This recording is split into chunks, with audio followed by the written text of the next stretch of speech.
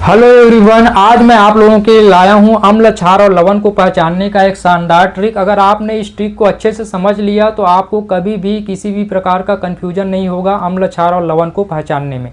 तो चलिए बिना देरी के शुरू करते हैं कि अम्ल क्या होता है। अम्ल वे पदार्थ होता है जो स्वाद में खट्टा होता है। जैसे कि अगर हमने किसी पदार्थ को टेस्ट करके देखा, वो हमको लगा कि स्वाद में खट्टा है तो अम्ल होता है। जैसे कि है आम है, आंवला है, अनार है, नींबू है, टमाटर है, दही है।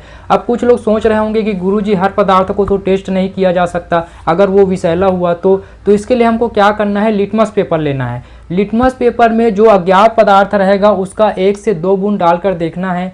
अगर या फिर हम उसको क्या कर सकते हैं, लिटमस पेपर को उस अज्ञात पदार्थ में कुछ देर के लिए डुबा कर रख सकते हैं। अगर वो अज्ञात पदार्थ हमारे नीले लिटमस को लाल कर देता है तो हमेशा अम्ल होता है। तो हमको हमेशा याद रखना है कि जो अज्ञात पदार्थ जो है नीले लिटमस को लाल कर दे वो हमेशा अम्ल होता है। अब कुछ लोग सोच रहे होंगे कि गुरुजी हम एग्जाम हॉल में कहाँ से लिटमस पेपर लाएं और कहाँ से अज्ञात पदार्थ लाएं और कैसे टेस्ट करें। तो इसके लिए मैंने आप लोगों के लिए एक ट्रिक लेकर आया है कि अगर किसी रासायनिक सूत्र का जो शुरुआत जो है H से होता है तो हमेशा अम्ल होता है, अधिकांशतः अम्ल होता है, हमेशा नहीं अधिकांशतः अम्ल होता है। जैसे कि है हाइड्रोक्लोरिक अम्ल हो गया, सल्फ्यूरिक अम्ल हो गया, नाइट्रिक अम्ल हो गया, फास्फोरिक अम्ल हो गया। अब यहाँ पर एक अपवाद है, जैसे कि यहाँ पे है CH3COOH एसिटिक अम्ल। इसका शुरुआत जो है H से नहीं हो रहा है लेकिन इसका अंत जो है H से हो रहा है। तो इसको हमें अपवाद के रूप में हमेशा याद रखना है कि अगर ये सूत्र देता है हमारे पास तो ये जो है होता है। इसके बाद एक चीज़ आप लोगों को और याद रखना है कि एक पीएच स्केल होता है। पीएच स्केल में 0 से लेकर 14 तक अंक होता है और इसके बीच में होता है 7 को जो है उदासीन माना जाता है। अगर किसी पदार्थ का पीएच मान 7 आता है तो उदासीन होता है, जैसे कि वाटर को उदासीन माना जाता है। अगर किसी पदार्थ का पीएच मान 7 से कम है तो उसको हम लोग बोलते हैं अम्ल। अगर किसी पदार्थ का पीएच मान जो है 7 के करीब है, जैसे कि 5 और 6 के करीब है, तो उसको बोलेंगे दुर्बल अम्ल। अगर किसी पदार्थ का पीएच मान 7 से दूर है, जैसे कि 0 और 1 के करीब है, तो उसको हम लोग बोलते हैं प्रबल अम्ल। अब इसके बाद देखते हैं क्षार के लिए ट्रिक।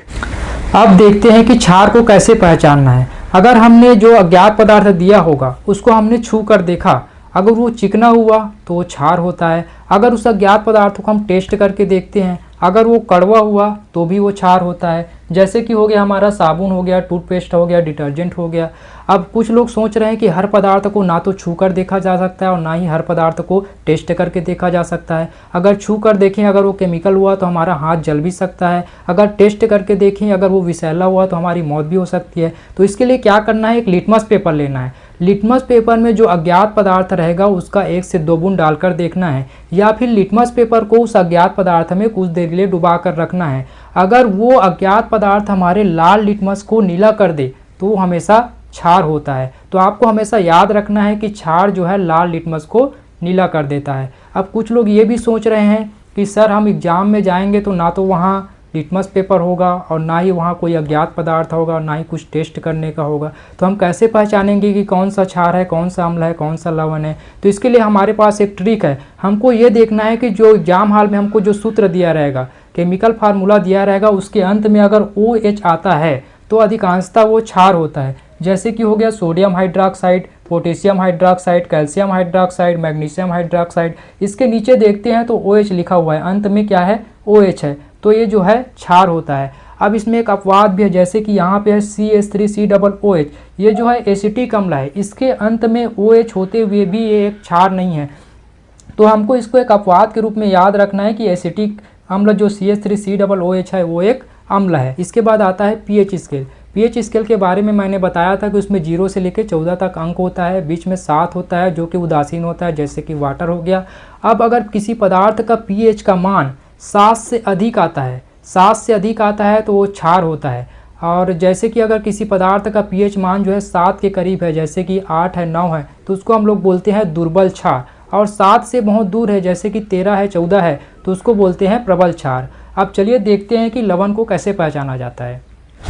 अम्ल और क्षार की पहचान करने के बाद अब देखते हैं कि लवण की पहचान कैसे करें। हमने देखा था कि जो अम्ल है वो स्वाद में खट्टा होता था, क्षार जो है स्वाद में कड़वा होता था, छूने पर चिकनाहट होती थी। उसी प्रकार लवण जो है स्वाद में नमकीन होता है।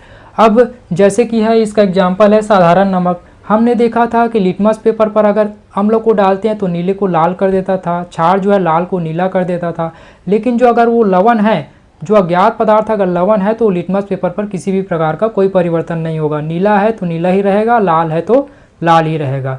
अब देखते हैं कि लवण को कैसे पहचानें। अगर किसी रासायनिक सूत्र की शुरुआत में ना तो H हो और ना ही अंत में OH हो तो जो है लवण होता है। जैसे कि एग्जाम्पल के लिए देखते हैं, सोडियम क्लोराइड हो गया, पोटेशियम क्लोराइड हो गया, सोडियम सल्फेट हो गया, कैल्शियम कार्बोनेट हो गया, कॉपर सल्फेट हो गया, सोडियम हाइड्रोजन कार्बोनेट हो गया, कैल्शियम सल्फेट डाइहाइड्रेट हो गया, कैल्शियम सल्फेट हेमीहाइड्रेट हो गया, जिंक सल्फेट हो गया, पोटेशियम नाइट्रेट हो गया, अमोनियम क्लोराइड हो गया।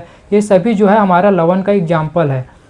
हमने देखा था कि जो है उदासीन है उसका पीएच मान जो है 7 होता है। अगर पीएच मान 7 से अधिक है तो क्षार होता है, पीएच मान 7 से कम है तो अम्ल होता है। लेकिन लवण का पीएच मान जो है फिक्स नहीं है, वो 7 के करीब भी हो सकता है, 7 से अधिक भी हो सकता है और 7 से कम भी हो सकता है। सामान्यतः जो है हमारा साधारण नमक है सोडियम क्लोराइड, उसका पीएच मान जो है 7 के करीब होता है। इसको आप लोगों को याद रखना है।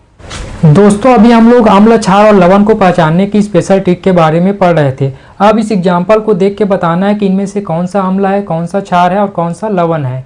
तो इसमें एग्जाम्पल के लिए जैसे दिया है नींबू, साबुन, नमक और ये सारा रासायनिक सूत्र दिया है। इन सब को हमारे ट्रिक के माध्यम से चेक करके बताना है कि कौन सा अम्ल है, कौन सा लवण है और कौन सा क्षार है। आप कमेंट करके इसको ज़रूर बताइएगा।